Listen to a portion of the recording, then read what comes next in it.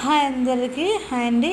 ఈరోజు మామిడికాయ తురుము ఎలా చేయాలో చెప్తున్నాను. మనం ముందుగా మనకి 2 మామిడికాయలు 3 మామిడికాయలు ఎన్ని కావాలో క్వాంటిటీని బట్టి తీసుకొని పోయినంత పొట్టు అంతా తీసుకొని తర్వాత ఇలా చిన్నగా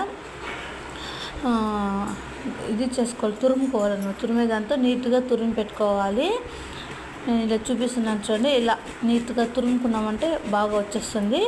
దాని తర్వాత మనము పెనం గ్యాస్ అంటించి గ్యాస్ మీద ఒక కడాయి పెట్టి కొంచెం ఆవాలు వేసి చిట్లిన తర్వాత పెనం పెట్టి ఆయిల్ వేసి తర్వాత ఆవాలు వేయాలి. అవి కొంచెం చిట్పట్ అయిన తర్వాత ఇలా పచ్చిమిరకాయలు కరివేపాకు కొంచెం వేసుకోవాలి.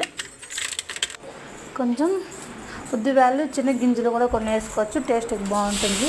ఇప్పుడు పచ్చిమిరకాయలు వేసి కొంచెం వేగిన తర్వాత శనగింజలు పప్పులు వేసి కూడా ఫ్రై చేయాలి. కొంచెం ఇలా బాగా ఫ్రై అయిన తర్వాత మన మామిడికాయ తురుములోకి పసుపు, ఉప్పు, ఇది వచ్చి మెంతుల పొడి అన్నమాట.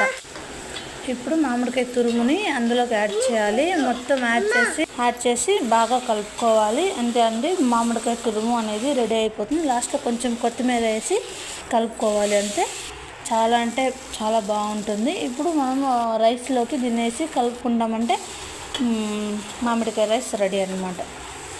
Thank you so much for watching. Please like, share and subscribe to our channel. Thank you.